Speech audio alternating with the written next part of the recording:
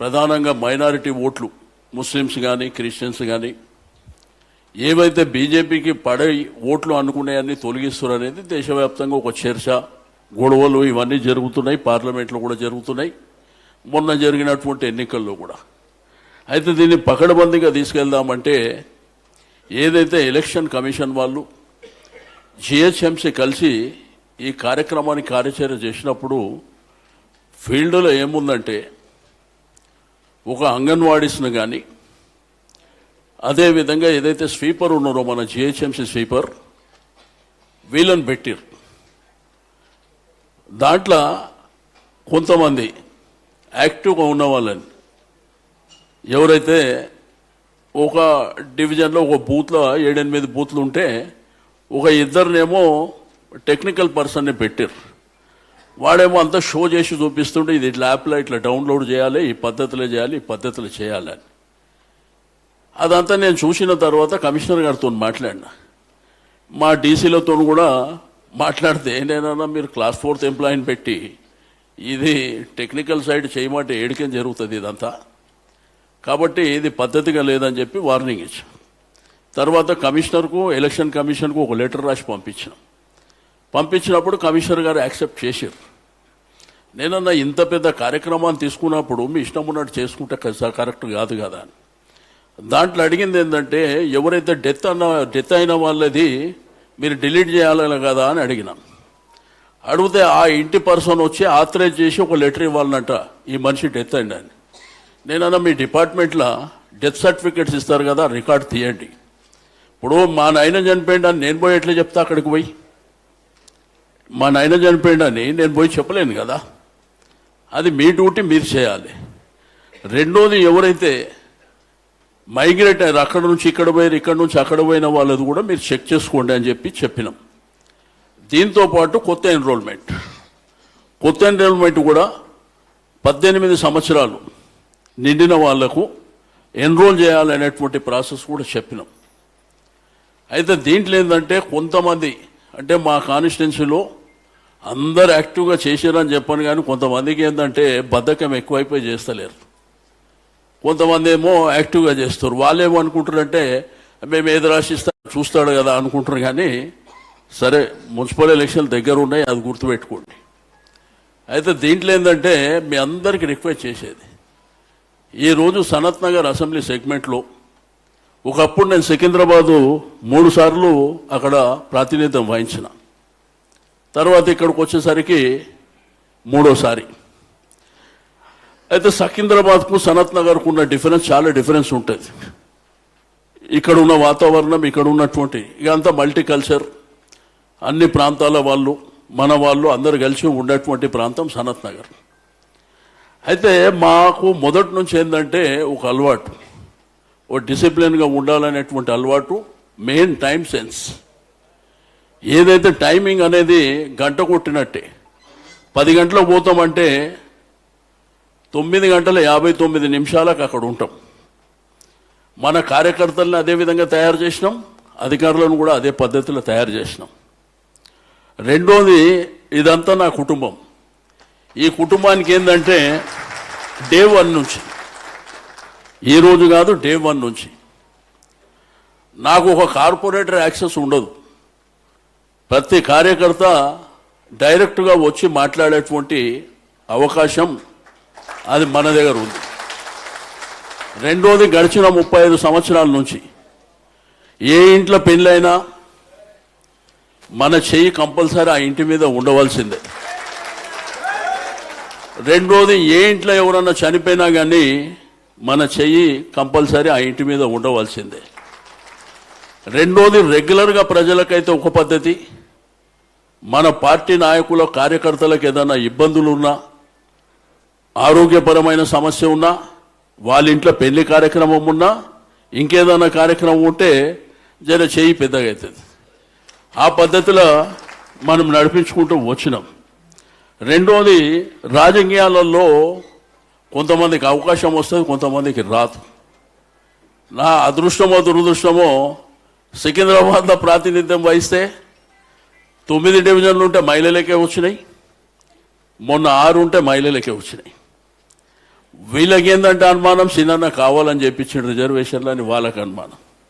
ఆ రోజు మీకు గుర్తుండే ఉంటుంది, ఆ రోజు హైదరాబాద్ మున్సిపల్ ఎలక్షన్లప్పుడు రిజర్వేషన్లు వచ్చినప్పుడు మనము ఎక్కడికేమో వస్తున్నాం, కార్లు ఇద్దరమే ఉన్నాం, షంబీపూర్ రాజు కూడా ఉండు.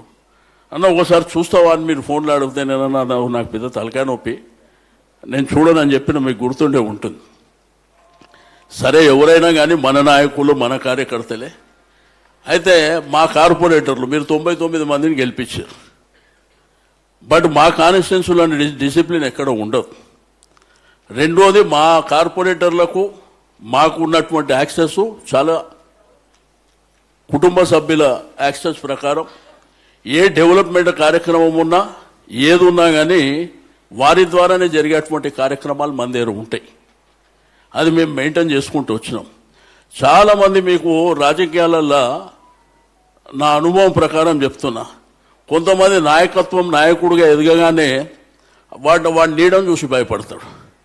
రెండోది కార్పొరేటర్లను చూసి భయపడతారు. వీరేంది నా నెత్తి మీద వచ్చి కూర్చుంటారేమో, లేకపోతే ఆ నీడ చూసి భయపడినోడు జీవితకాలంలో రాజకీయాల్లో ముందుకు పోలేడు.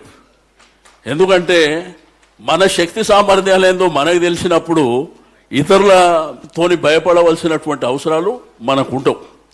రెండోది పార్టీ కార్యక్రమాలలో రెగ్యులర్గా కార్యకర్తలు అనేవాళ్ళు ఎంతో గొప్పవాళ్ళంటే చాలామందికి ఈ విషయం తెలియదు. మనం మీటింగులు పెట్టినప్పుడు, లేకపోతే మనం ప్రభుత్వంలో ఉన్నప్పుడు ఇనాగ్రేషన్లప్పుడు కానీ, లేకపోతే ప్రభుత్వం పోయిన తర్వాత ఇక్కడ ఉన్నటువంటి మా అక్క చెల్లెళ్ళు ఒక ప్రోగ్రాం పెడితే వస్తారు ఆడికి, మనం అలా చూసి సంతోషపడతాం. కానీ మనము తెలుసుకోనిక 25-30 ఏళ్ళు పడుతుంది ఆమె ఎట్లొస్తుంది ఆడికి ఆ ప్రోగ్రాం దగ్గరికి. ఇది దూరమైనటువంటి ప్లేస్ కదా, ఆటోలు వస్తుందా, బస్సులు వస్తుందా. ఈ విధంగా ఏమవుతుందంటే వాళ్ళ ఖర్చుల భారం అనేది విపరీతంగా పడుతున్నటువంటిది. అదేవిధంగా మన నాయకులు కార్యకర్తలు కూడా ఏ కార్యక్రమం పెట్టినా వాళ్ళు వస్తారు. మా దగ్గర ఏంటంటే ఒక సిస్టమ్ ఉంది, మీరు ఒక 1000 మందిని తెమ్మంటే వేయించుకొని ఆ 1000 మందిని తీసుకొని వస్తాం. మేము ఈ మధ్యన కొత్త సిస్టమ్ ఏం పెట్టినామంటే ఈ కార్లల్లో, ఆటోలల్లో, టెంపోలల్లో తిరిగేది కంటే సింపుల్గా మోటార్ సైకిల్ మీద ఇద్దరు రావాలనేటువంటి కార్యక్రమం పెట్టినాం. అది ట్రాఫిక్ ఇబ్బంది ఉండదు, ఏ ఇబ్బందులు ఉండదు, మంచిగా మజాగా రోడ్డు మీద మోటార్ సైకిల్ నడిపించుకుంటూ వచ్చేటువంటి కార్యక్రమాన్ని, ఏదన్నా మహిళలు ఉంటే కార్లల్లో వచ్చేటువంటి కార్యక్రమాలు. మీరు వరంగల్ మీటింగ్ పెట్టినా వస్తారు, లేకపోతే ఏ జిల్లాల మీటింగ్ మన పార్టీ మీటింగ్లు పెట్టినప్పుడు వస్తాయి. అయితే రాజకీయాలలో మా కాన్స్టిట్యున్సీ డిసిప్లిన్ కూడా మీకు చెప్తా. మేము ఎప్పుడు కూడా ఎలక్షన్లో పోటీ చేసినప్పుడు, అసెంబ్లీ ఎలక్షన్లో మేము మాకు రైవల్గా ఉన్నటువంటి ఏ క్యాండిడేట్ని మేము తిట్టాం. మా నాయకుల కార్యకర్తలు కూడా ప్రచారం జరిగేటప్పుడు మేము నడుచుకుంటూ పోయే దాంట్లో వాళ్ళు ఎదురొస్తే మేము వేరే గల్లీలకి పోతాం. అది మా దగ్గర ఉన్నటువంటిది. ఇప్పుడు గతంలో ఒక ముఖ్యమంత్రి గారి కొడుకు రాజ్యం వేలేండి ఆ కాన్స్టిట్యున్సీలో.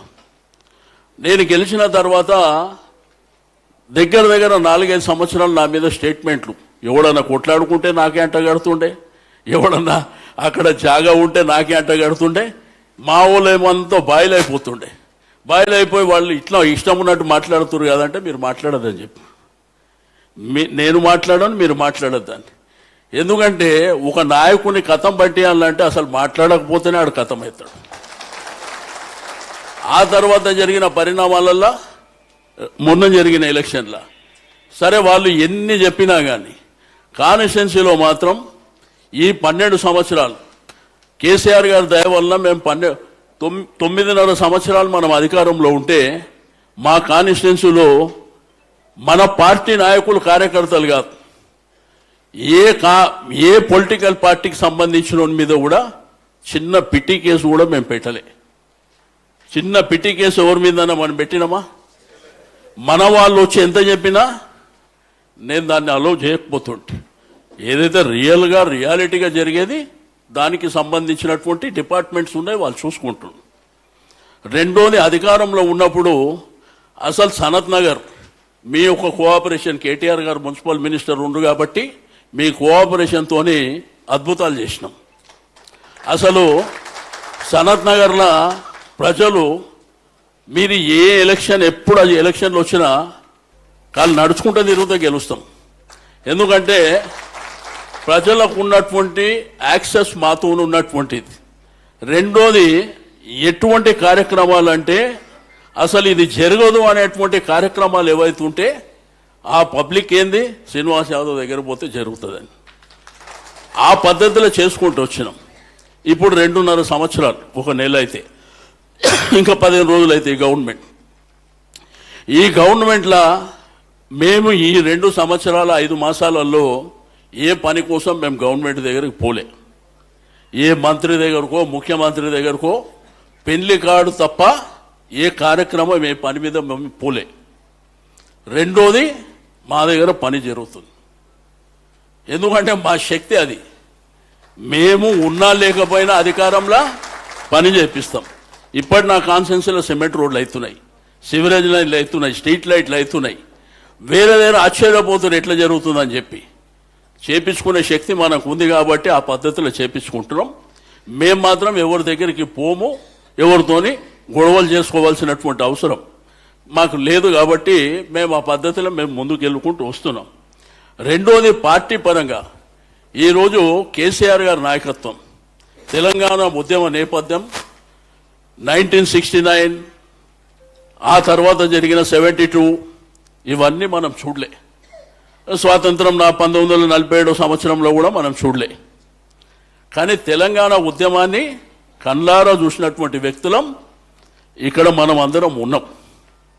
అసలు ఈ పార్టీ ఆవిర్భావం ఎట్లా జరిగింది, కేసీఆర్ గారు ఏ పద్ధతిలో నాయకత్వం వహించారు, కేసీఆర్ గారి కంటే ముందు బలమైనటువంటి నాయకత్వం లేదా అంటే ఉంది.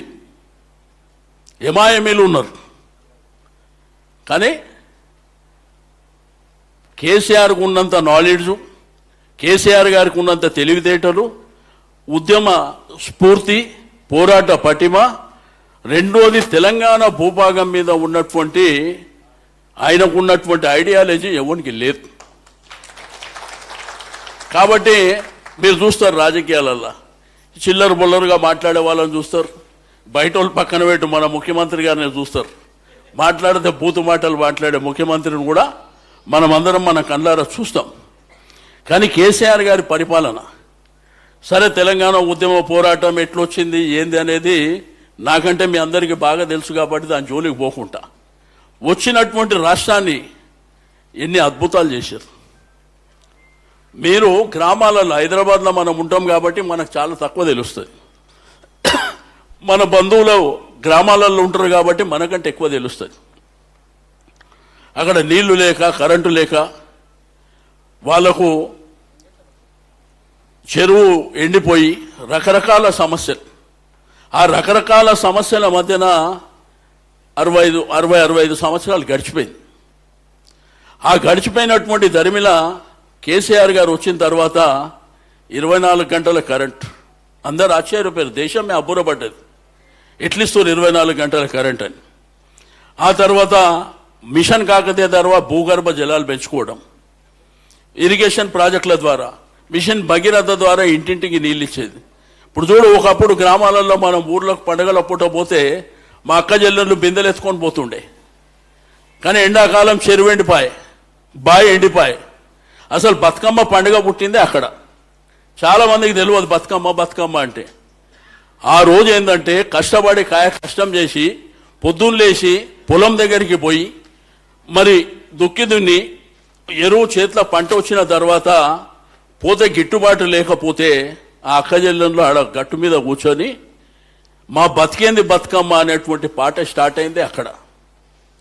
అక్కడ నుంచి వచ్చినటువంటి బతుకమ్మ కేసీఆర్ గారు పుణ్యమా అంటూ విశ్వవ్యాప్తం అయిపోయింది. ఫ్లైట్లో బతుకమ్మ ఆడుతున్నారు, లండన్లో బతుకమ్మ ఆడుతున్నారు, అమెరికాలో బతుకమ్మ ఆడుతున్నారు. అయితే ఇవన్నీ జరిగిన తర్వాత వారు అద్భుతమైనటువంటి పరిపాలన ఇచ్చిండు. ఆయన ముఖ్యమంత్రిగా ఉన్నప్పుడు ఎన్ని అద్భుతాలు చేశారు. ఒక సెక్రటరేటు ఈ దేశానికి ప్రైడ్ కదా సెక్రటరేట్. ఆ ముంగట అమరవీరుల స్తూపం. రెండోది, భారత రాజ్యాంగ నిర్మాత అయినటువంటి డాక్టర్ బిఆర్ అంబేద్కర్ గారు 125 అడుగుల విగ్రహం. రెండోది, జిల్లాకు ఒక మెడికల్ కాలేజ్, ఇంజనీరింగ్ కాలేజీలు కానీ, గురుకుల పాఠశాలలు కానీ, వీళ్ళ వీళ్ళ ముఖానికి ఒక దుర్గం చెరువు గట్మని చూపిస్తా. ఒక దుర్గం చెరువు గట్మని. కేటీఆర్ గారు అంటే ఆ రోజు అమెరికాలో చదువుకొని వాళ్ళు రెగ్యులర్గా వారు అక్కడనే ఉంటుండే కాబట్టి ఆ విజను వాళ్ళు చదువుకుంటారు కాబట్టి తన విజన్తోనే హైదరాబాద్ను ఒక డిజైన్ చేసి, అంటే ఒక ఫ్లైఓవరు లేకపోతే అండర్ పాస్, ఇది కాదు, డ్రైనేజీ వ్యవస్థ ఎట్లా, స్టామ్ వాటర్ డ్రైన్ ఎట్లుండాలి, గార్డెన్ ఎట్లుండాలి, పార్క్ ఎట్లుండాలి, ఓపెన్ జిమ్ ఎట్లుండాలి, రోడ్లు.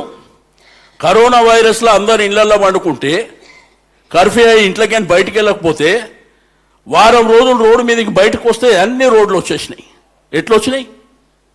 అదొక విజన్, వారికి ఉన్నటువంటి అనుభవం. ఒక డబుల్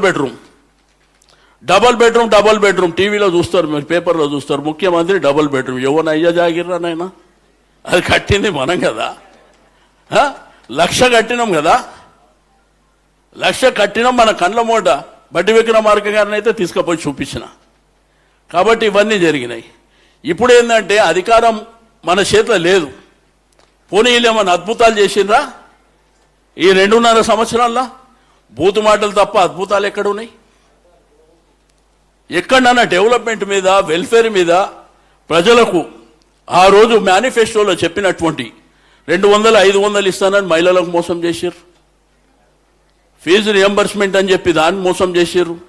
రైతు భరోసా అని చెప్పి అక్కడ మోసం చేశారు.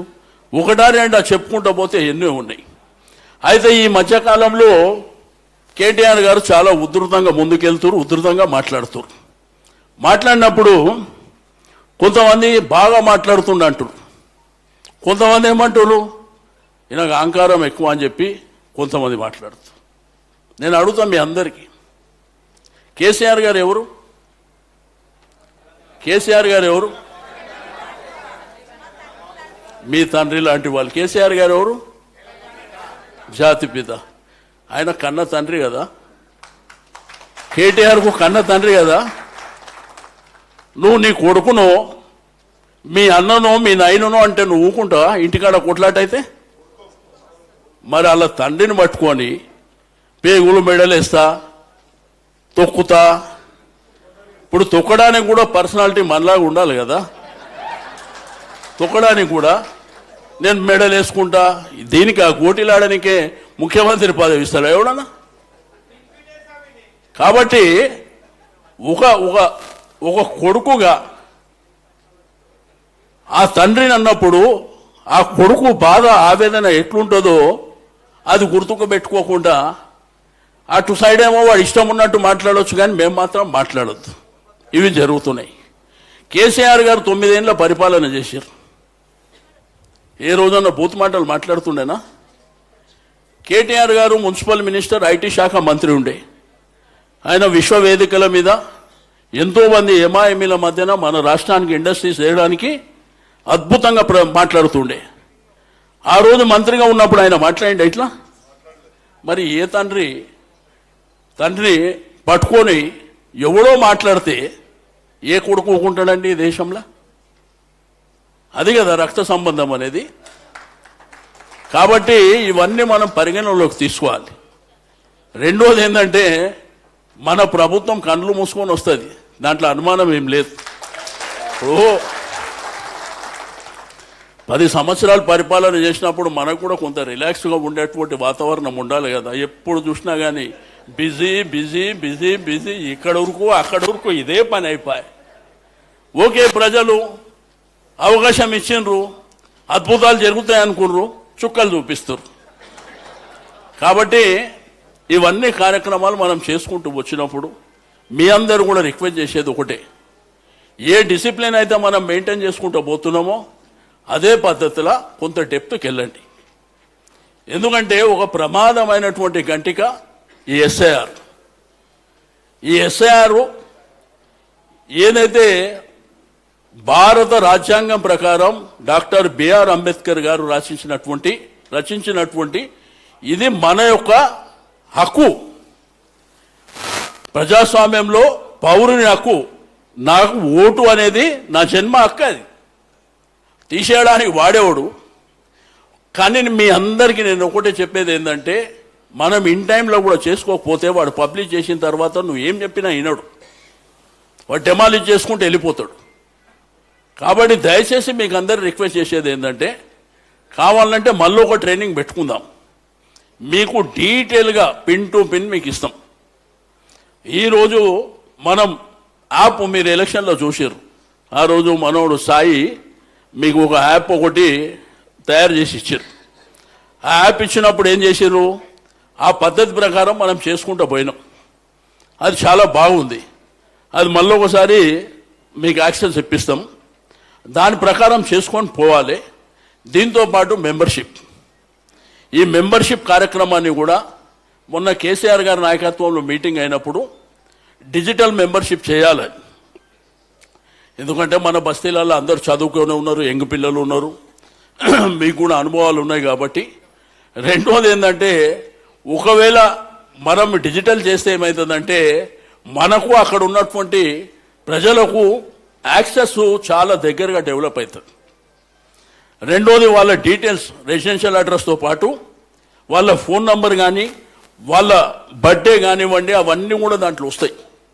మీకు వీలున్నప్పుడు వాళ్ళ బర్త్డే విషయం చెప్పుకోవడానికి కూడా మనకు ఆ వెసులుబాటు ఉంటుంది. కాబట్టి ఇది మనకు జరగబోయేటువంటి కార్యక్రమం. నేను మీ అందరికీ చెప్పేది ఒకటే, మనం ఎవరికి భయపడవలసినటువంటి అవసరం లేదు. ఎట్టి పరిస్థితుల్లో మన ప్రభుత్వమే మళ్ళీ తిరిగి వస్తుంది. మనము చూస్తా 2.5 సంవత్సరాలు అయింది, చూస్తా ఇంకా 2.5 సంవత్సరాలు అవుతుంది. ఇక మన దగ్గర మతం పిచ్చి, ఆ పిచ్చి, ఈ పిచ్చి ఉంటే ఏ పిచ్చి లేకుండా ఉన్న గుళ్ళని మనమే కట్టిస్తాం, మస్జిద్లకు మనమే సహకరిస్తాం, చర్చులకు మనమే సహకరిస్తాం, గురుద్వార్లకు మనమే సహకరిస్తాం. ఇక మనకంటే ఛాంపియన్ మాత్రం ఎవడు రానికే అవకాశమే లేదు. కాబట్టి మీ అందరికీ మీరు 12 ఏళ్ళు చూసారు, తల ఎత్తుకునేలాగా మిమ్మల్ని తయారు చేసినమే తప్ప ఎవరిని తల దించుకునేలాగానో, లేకపోతే నాకు కోపం రాగానే మిమ్మల్ని తిట్టాలి, లేకపోతే మిమ్మల్ని నిలగొట్టాలి, లేకపోతే పార్టీల నుంచి ఇటువంటి కార్యక్రమాలు చేయలే. తప్పు చేస్తే చెప్పినాం, తప్పు చేస్తుండ్రు, అది సవరించుకోమని చెప్పి 4-5 చెప్పినాం తప్ప. ఓవరాల్గా మీ అందరికీ నేను రిక్వెస్ట్ చేసేది ఒకటే, మనము తిరిగి అధికారంలోకి వస్తాం. తప్పకుండా మనం చేసే కార్యక్రమాలను మాత్రం నిరంతరంగా చేసుకొని పోవాలి. రెండోది కార్పొరేషన్ ఎలక్షన్. అన్న లాస్ట్ టైం మీరు కార్పొరేషన్ ఎలక్షన్లా మీకు ఒక మోడల్ చెప్తా నేను. మాకేంటంటే ఈ మధ్యకాలంలోనే కాదు, గత అనుభవాల దృష్ట్యా టికెట్లు ఇచ్చేటప్పుడు ఏంటంటే కొంత క్యాస్ట్ అనేది కూడా బలంగా పనిచేస్తుంది. పని చేసినా చేయకపోయినా మనం ఆ బాధ్యత కింద చేయాలి. అయితే బన్సిలాల్పేట రిజర్వేషన్ కాబట్టి ఆటోమేటిక్ ఎస్సీ రిజర్వేషన్ కాబట్టి హేమలతకి ఇచ్చినాం. రెండోది మోండా మార్కెట్ దగ్గరకు వస్తే రూపా మునూరు కాప్కి ఇచ్చినాం. ఆడికని రామ్ గోపాల్ పేటకు వస్తే అరుణ గౌడుకి ఇచ్చినాం. ఆ పక్కన బేగంపేట పోతే ఓసారి నాయి బ్రహ్మణ, రెండోసారి ముదిరాజ్ మహేశ్వరి. ఆ తర్వాత అమీర్పేట పోతే అక్కడ తెలంగాణ ఆంధ్ర అనేటువంటి వాతావరణం ఉంటుంది కాబట్టి శేష్ కుమారి కాపు కమ్యూనిటీ ఆమెకి ఇచ్చాం. చివర సనత్ నగర్ పోతే బాలరెడ్డికి. కాబట్టి మేము అందరినీ బ్యాలెన్స్ చేసుకొని పోవాలనేటువంటిది. ఎందుకంటే ఈ మధ్యకాలంలో ఇప్పుడు జరుగుతుంది కానీ మనం ఎప్పుడో పాటించినటువంటి ఇవన్నీ ఈ పద్ధతులు చేస్తాం. రెండోది, మనకు ప్రభుత్వం ఉన్నా లేకున్నా మాకు అధికారులతో దుష్మని ఉండదు, ప్రేమతో పని చేయించుకుంటాం. ఇప్పుడు కూడా ప్రేమతోనే పనిచేస్తారు వాళ్ళు, ఏది చేసినా కానీ ఆ పద్ధతిని మేము మెయింటైన్ చేసుకుంటూ వస్తున్నాం.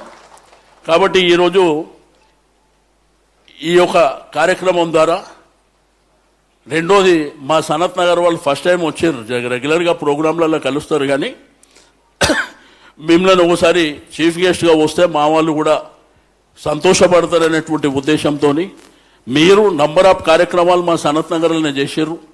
అందరూ కూడా మీకు దగ్గరగా పరిచయం ఉన్నటువంటి వ్యక్తులే. కాబట్టి ఈ పద్ధతిలో మనం ముందుకెళ్ళి రెండోది మెంబర్షిప్ డ్రైవ్ కూడా మేము చాలా పకడ్బందీగా చేసి తప్పకుండా రాబో కాలంలో కూడా రెండోది జిల్లాలలో కాన్స్టిట్యున్సీ కానీ జిల్లా కమిటీలు కానీ మెంబర్షిప్ అయిన తర్వాత మన అందులో కూడా మా వాళ్ళకి అందరికీ ప్రాతినిధ్యం వచ్చే విధంగా రెండోది ఒకటి మాత్రం నేను చివరిగా చెప్పేది ఒకటే, అధికారం అనేది పదవులు అనేది కొంతమందికి వస్తే కొంతమందికి రావు, కానీ గులాబీ జెండా అనేది పార్టీ అనేది మనకు శ్రీరామ రక్ష. ఇప్పుడు పొద్దున్న లేస్తే నీ బస్తీలో ఏదో సమస్య ఉన్నది, డ్రైనేజ్ సమస్యనో కరెంట్ సమస్యనో నీళ్ళ సమస్యనో, కానీ వాడు ఎవరి దగ్గరికి ఎందుకు పోడు, మీ దగ్గరికి ఎందుకు వస్తాడు? మీ దగ్గరకు వచ్చి అక్క నువ్వైతేనే చెప్పేయగలుగుతావు అని ఎందుకు వస్తాడు? అదే పార్టీ ఇచ్చినటువంటి గుర్తింపు, దానికంటే గొప్పది ఏముండదు. ఈ కార్పొరేటర్లు మంత్రులు ఎమ్మెల్యేలు ఒకే సందర్భాన్ని బట్టి వస్తుంటాయి పోతుంటాయి, కానీ పార్టీ జెండా అనేది. రెండోది మనం ఎవరి దగ్గర పనిచేస్తున్నాం? ఈ రాష్ట్రాన్ని తెచ్చినటువంటి జాతిపిత అయినటువంటి కేసీఆర్ గారి దగ్గర పనిచేస్తున్నాం మనం. కాబట్టి మనమే కేసీఆర్ శిష్యులుగా, మా నాయకుడు కేసీఆర్, మీరు ఏ రాష్ట్రం పోయినా ఎక్కడ పోయినా కానీ గులాబీ జెండా పేరు చెప్పి కేసీఆర్ పేరు చెప్తే ఎంత గర్వపడతారు? మీరే ఎన్నోసార్లు చెప్పారు నాకు. కాబట్టి అటువంటి కార్యక్రమాలు. ఇక రెండోది, మా కాన్స్టిట్యున్సీలో ఈ పైసలు వసూళ్ళు, ఈ ఇల్లు కడితే వసూళ్ళు, ఇవన్నీ మా దగ్గర ఏమి ఉండవు. ఎవరైనా చేయాలనుకున్నా రాత్రి కాగానే నాకు ఇన్ఫర్మేషన్ వస్తుంది, పొద్దున్నే వాళ్ళకు ఫోన్ పోతుంది. అటువంటి కార్యక్రమాలకు మాత్రం మేము ఎప్పుడు ఎంకరేజ్ చేయం. రెండోది, అన్నీ ఒక పద్ధతి ప్రకారమే. అందుకే నేను రెగ్యులర్గా, నాయకుడు అనేవాడు నిరంతరం ప్రజలలో ఉంటే నాయకుడు తిరుగు ఉండదు. నువ్వు తుఫాన్ వచ్చి కొట్టుకోపోతున్నా కానీ ఆ తుఫాన్తో నాకు సంబంధం లేదు, నాకు వీడే కావాలనేటువంటి ప్రజలతోని ఆ సంబంధం అనేది, ఆ బాండింగ్ అనేది మరి ఏర్పరచుకొని మనం ముందుకు వస్తున్నటువంటిది. మీరు ఆశ్చర్యపోతారు, మా కాన్స్టిట్యున్సీ మీరు సర్వే చెప్పండి, పార్టీలకు సంబంధమే లేదు. రెండోది, ఒక రూపాయి ఖర్చు పెట్టే అవసరం లేదు. వాళ్లకు చరిత్రలో 50 సంవత్సరాలలో చూడనటువంటి కార్యక్రమాలన్నీ వాళ్ళ కళ్ళ ముంగట పెట్టినాం. డెవలప్మెంట్ అంటే ఎట్లుంటుంది, వెల్ఫేర్ అంటే ఎట్లుంటుంది, ఇష్యూస్ని ఎట్లా మనం టేకప్ చేస్తాం, జరగకూడని సమస్యలకు పరిష్కారం ఎట్లా ఇచ్చింది కూడా వాళ్ళ కళ్ళ ముంగటనే ఉన్నాయి. కాబట్టి చివరగా నేను కోరుకునేది ఒకటే, మనకు కార్యకర్తలు పార్టీకి శ్రీరామ లక్ష్య లాంటి వాళ్ళు, వాళ్ళకు పదవి ఉన్నా లేకపోయినా, డబ్బు ఇచ్చినా ఇవ్వకపోయినా నిరంతరం నాయకుని మీద అభిమానంతో, పార్టీ మీద అభిమానంతో నిరంతరంగా మన వైపున నిలబడేది. అందుకే మేము ఏ ఎలక్షన్ అయినా కానీ, ఎలక్షన్ అయిన తర్వాత నెక్స్ట్ డే కానీ ఆ మరుసటి రోజు మా మీటింగ్ ఉంటుంది. ఆ నెక్స్ట్ డే లేకపోతే మరుసటి రోజు, అంటే కౌంటింగ్ చాలా టైం ఉంటుంది.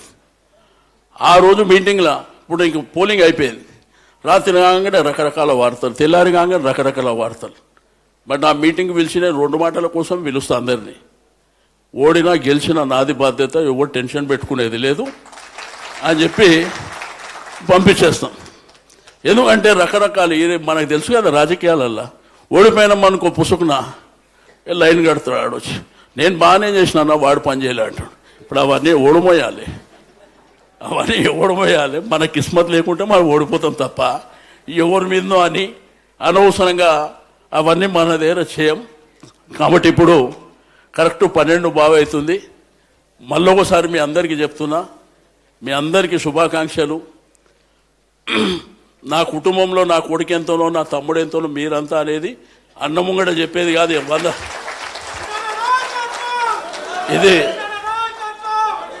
ఇది కొన్ని 100 సార్లు చెప్పిందే, కొత్తగా చెప్పే స్టోరీ ఏమి లేదు. దేనికైనా నేను ఉన్నా అనేటువంటి విషయాన్ని మాత్రం మనం రెగ్యులర్గా చేసేదే. కాబట్టి చివరిగా మన ముఖ్య అతిథి గారు మాట్లాడే ముందు మీ అందరికి రిక్వెస్ట్ చేస్తున్నా, వారు మాట్లాడిన తర్వాత డివిజన్ల వారీగా వచ్చి వారు పైనే నిలబడతారు, మీ కింద నిలబడి ఫోటో దిగండి. దిగిన తర్వాత అక్కడికైనా అందరూ భోజనానికి వెళ్ళవలసిందిగా కోరుతూ, గౌరవనీయులు మన యువ నాయకులు, భారత రాష్ట్ర సమితి వర్కింగ్ ప్రెసిడెంట్ కేటీఆర్ గారిని మాట్లాడవలసింది కోరుతున్నాను.